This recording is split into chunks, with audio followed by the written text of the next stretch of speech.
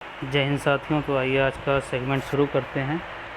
आज के सेगमेंट में हम देखेंगे 2000 साल की इकोनॉमिक हिस्ट्री एक चार्ट में। ये थोड़ा बड़ा हो सकता है, लेकिन आप धैर्य रखें, देखते रहें। अगर हम देखें, ओवरव्यू लें कि शुरुआत में इकोनॉमी जो टोटल एक्सपोर्ट था, जो सेंटर था, वो कौन था। तो आप अगर देखें 1000, ये ईस्वी है, 1000, 1500, 1600, ये सारा ईस्वी है। और ये आप देखते हैं, ये टोटल ये भी यहाँ तक चला आ रहा है।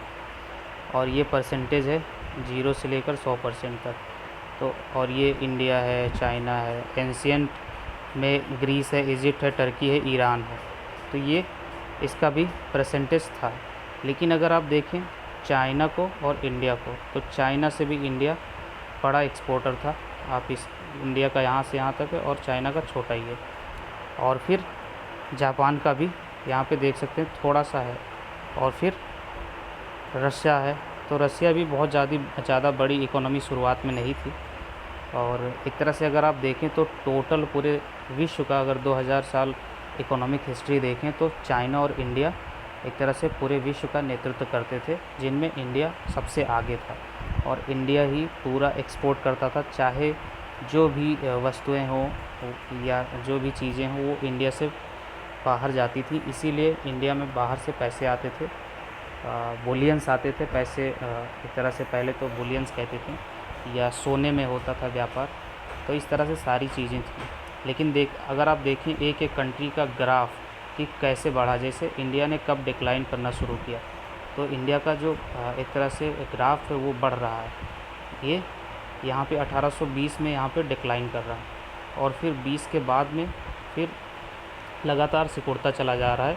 क्योंकि इस समय ईस्ट इंडिया कंपनी 1857 और 1757 से ही जो प्लासी का युद्ध होता है, उसके बाद में 1857 की क्रांति होती है।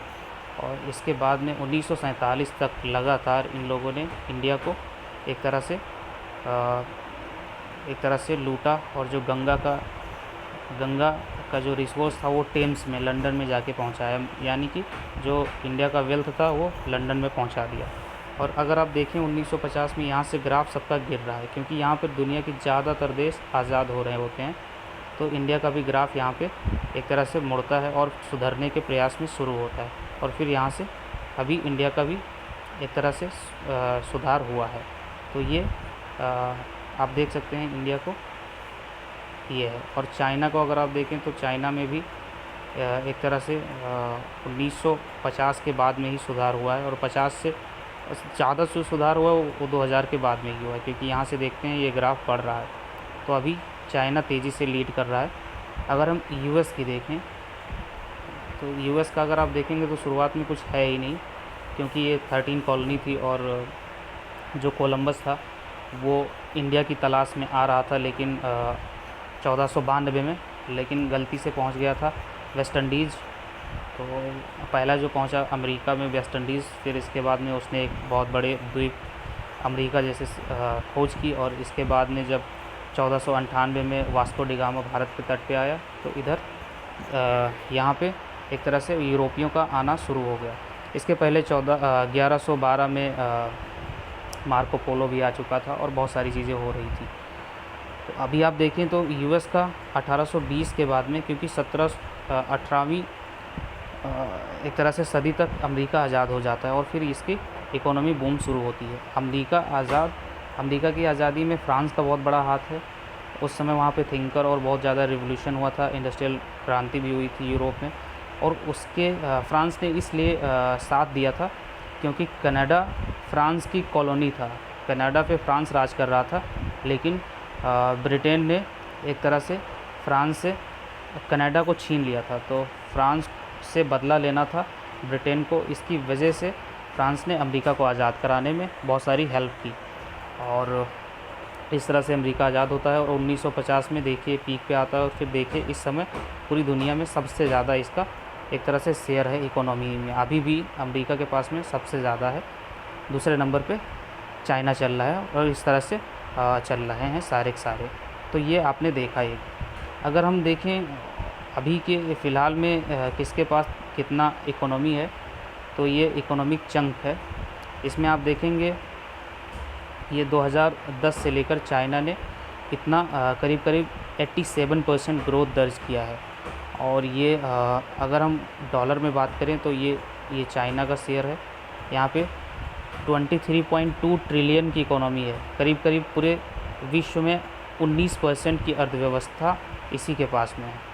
और अगर हम ये अमेरिका की बात करें तो यहाँ पे 19.4 ट्रिलियन की इकोनॉमी है।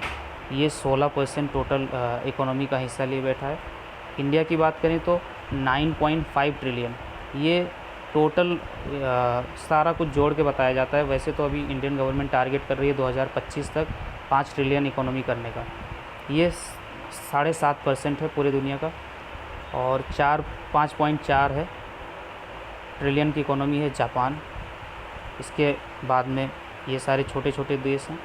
इसमें आप देख सकते हैं ब्रिटेन बहुत डिक्लाइन कर गया है, और अभी ब्रिटेन को आगे भी हमने मतलब पीछे भी छोड़ा था। शायद वो 5वें पे था, हमने चौथे पे छलांग लगाई थी।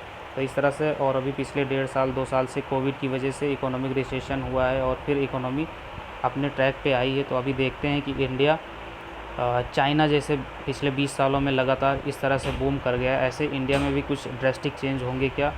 और ये 2000 साल की हिस्ट्री है, तो ऐसे कुछ एक तरह से इंडिया जो पुराना उसका जो सोने की चिड़िया कहलाता था एक तरह से, तो क्या फिर से अपना ये जो एक तरह से विश्व गुरु की उपलब्धि हासिल कर पाएगा। तो देखते हैं, अभी ये भविष्य के हाथ में है।